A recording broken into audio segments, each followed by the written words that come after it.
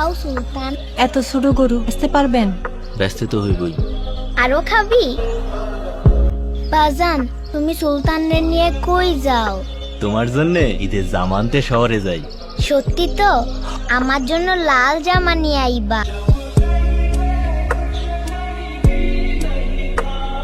গরুটা তো অনেক কিউট।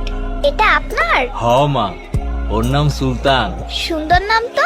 বাবা, এবার আমরা সুলতানকেই নিব। লিসা মামনি, এটা তো অনেক ছোট গরু। বাবা, কোরবানির পশু কি সবচেয়ে বড়ই হতে হয়?